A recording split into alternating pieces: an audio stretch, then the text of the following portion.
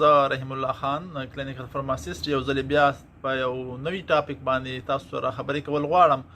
تاسو به اکثر لیدلی وي چې ډیر خلک د هغوی په شونډو باندې یا په مخ په بله حصه باندې یو خاص قسمه زخم جوړیږي. زیاتر دا زخم په شونډو باندې د ډیرو خلکو جوړیږي. دا لاول ډیر کچ دانې په شکل کې وي چې په هغې کې اوبه وي او بیا چې کله هغه اوبه وچوي نو بیا د هغې نه زخم جوړ شي. د دې دا زخم تقریبا د 15 ورځو نه واله د 2 هفتو پورې ستاسو په مخ باندې خاص کر په شونډو باندې جوړیږي. نن هم د دغې زخم په باره کې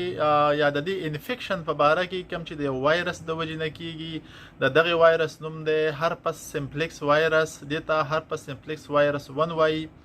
او دې بیماری ته موږ عام الفاظو کې کوړ سور وایو او یا ورته هرپس لیبیالیس وایي. دا یو انفیکشن دی چې د دې وجه یو وایرس دی او دا وایرس چې کله زیاتتر د انسان په سرمن باندې خاص کر د مخ باندې موجود وي او د بهر سرمن متاثره کوي. دا په خوله کې چې کم زخمونه وي په هغې کې دا زیاتتر نه وي، هغې ته کینکر سورز وایي. نو زه به تاسو ته نن د دې کوړ سورز یا هرپس لیبیالیس په باره کې په تفصیل سره وایم. دا ویډیو د اخیره پورې وګورئ چې تاسو ته د دې انفیکشن د دې وایرس انفیکشن یا د دې کوړ سور په باره کې مکمل معلومات حاصل شي. د دې د علاج په باره کې تاسو ته پته ولګي. دا انفیکشن د دې وایرس د وجې نه کیږي چې هرپس سمپلیکس وایرس ورته وایي او د دې مین مختلف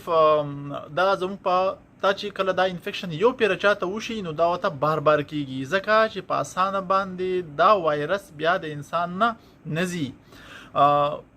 لکه دا انفیکشن یو پیره چې چاته وشي بار بار بیا راځي.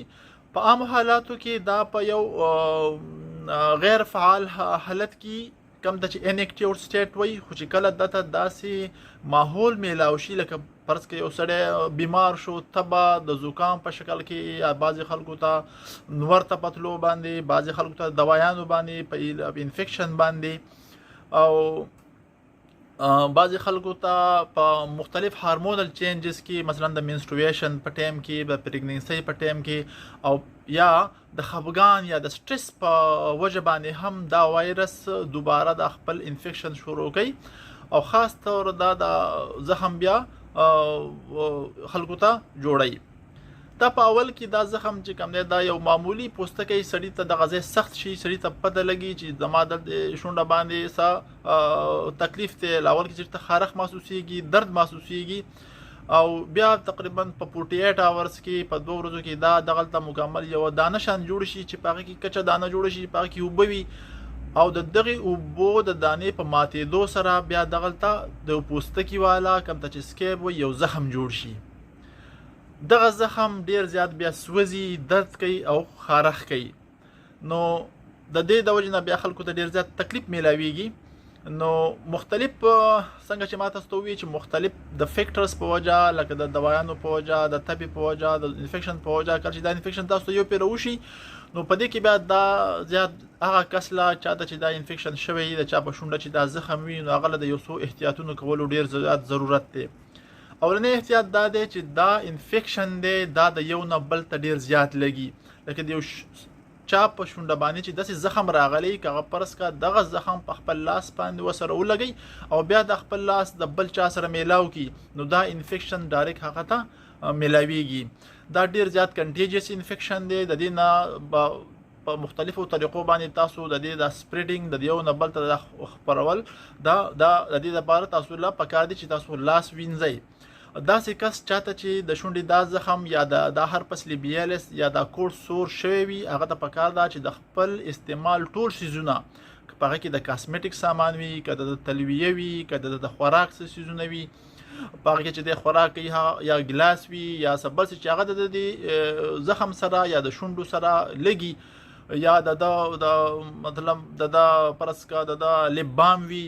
یا نور څه د سامان یا ټوت پیس وي ټوت برش وي چې د دې نه د مکمل نور خلق دي وساتي د بل چا سره دا په کنټیکټ کې رانولي ځکه چې دا یو نه بل ته زیات دا خوريږي او کم سړی ته چې یو پیر دا وشي نو د دې بیا ختمېدل ګران دي دا بار راځي کله د دې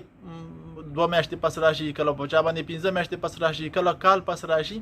دا ضروري نه ده په دنیا کې تقریبا 90% خلکو ته دا د ژوند په یو حصہ کې خامخا راځي هغه خلک چې عمر یې د 14 کالو نه والا د 50 کالو پورې وي خامخا د دې وایرس نه متاثر کیږي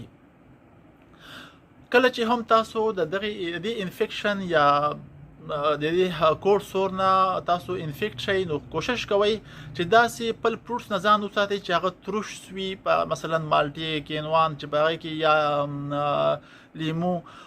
یا ټماټر چې په هغې کې ترش وي چې په هغې کې تیزاب وي هغه تاسو کله د دې زخم سره راځي نو بیا درد کوي نو دغه خوراک نه هم بیا یو څو ورځې ځان خیال ساتل پکار دي د ټولو نه اهمه خبره زه چې تاسو ته کول غواړم هغه دا خبره ده چې د دې درد کمولو لپاره هم تاسو بیا مختلف طریقه کولای شئ لکه تاسو د واوره یا یخي اوبو کې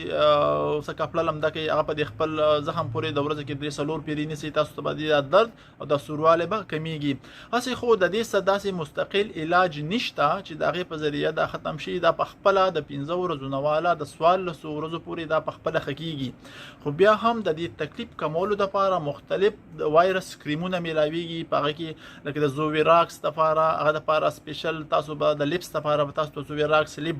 کریم ملاو شي هغه کې ایسایکلوویر دوایي وي د دې نه علاوه که فرض که بعضې ماشومانو ته که دا انفیکشن وي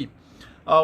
دا خبره ډیر زیاته اهمه ده او فرض که داسې چاته وشي او هغه د تبه هم راشي وجود هم خوږیږي او د دې سره سره د هغه د سترګو تکلیف شروع شو نو بیا د هغه فورا خپل ډاکټر سره رابطه کوي ځکه چې د دې وایرس د وجې نه چې کله دا انفیکشن سترګو ته لاړ شي نو الله دې نه کړي د سترګو د نظر تلل بیا د دې وایرس په وجه هغه مستقل وي دغه بینایي بیا واپس نه راځي نو د چې کله هم چاته د انفیکشن وي خپل شونډو ته دغه زخم ته لاس ویسي نو بیا د لاس وینځي داسې نه چې بیا د خپل سترګو سره لګوي د دې نه علاوه مختلف قسمه د درد او د تکلیف ختمولو لپاره که تاسو ته تبه راځي درد وي د لپاره تاسو د پیناډال ګولو یا د پیراسیټامول ګولو او د سره سره یا تاسو بروفین ګولو هم استعمال کولای شئ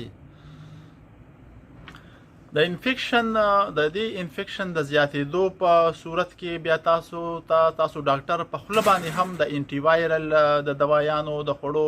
ویلی شي چې پاکه په تاسو 4-15 ټیمه د ورځې د انټي وایرس دوايانې په دا بیا خوړې شي د دې صرف د انفیکشن د هیلینګ یا د جلد صحیح کېدو لپاره چې تاسو د زخم د زر جوړ شي د دې لپاره تاسو ته بیا په خوله باندې هم دوايانې لیکلی شي چې کله تاسو کریم په دې باندې لګوئ نو کوشش کوئ چې کریم په د پاسه مګئ ما هغه په صرف د بره نه معمولی په دې لاس باندې په لشان تبکی پی کوي او چې تاسو د مګلو سره یو خدای زخم سیوا کیږي نه د کې رګړاو نه کیږي او بل چې دا په اسانه باندې په کریم دغلطه اپلای پشي او د هغې نه فورا خپل لاس بیا وروسته وینځئ خامخا بل خبره دا ده چې کله تاسو فرض کړه نور ته وځئ او ځینې خلکو ته دا د نور نه فرض کړه د دې تکلیف وي نو د دې لپاره سپیشل داسې لپ بام هم میلاویږي چې پکې زینک اکساید وي نو د هغې اپلای هم کولی شي د دې نه علاوه د دې د مویسچرایز یا د یخ ساتلو لپاره د الوویرا لپ بام هم میلاویږي نو د هغې استعمال هم تاسو کولی شئ او کوشش کوئ چې په ورځ کې 3-4 پیرې د دې لپاره دغه کوډ پیچینګ څنګه چې تاسو ته ما مخکې ووي چې د واورې د یخ اوبو باندې تاسو یو تلویه یا څه بله کپړه یا په واوره باندې هغه پورې د ورځې 3-4 پیرې پورې نیسئ داسې به د دې د سوروالی د درد د تکلیف هم کمیږي هیله لرم چې دا نننی ټاپک به تاسو خوښ شوی وي داسې د نورو ویډیوګانو لپاره زما چینل نه سبسکرایب کړئ خپل ملګرو سره شیر کړئ او تاسو کمنټ زما دپاره ډېر اهمیت لري لازم تاسو خپل کمنټ هم کوئ نیکسټ ویډیو لپاره به انشاءالله بیا تاسو سره ملاویږم دا وخت مو پورې مو په لوی الله سپارم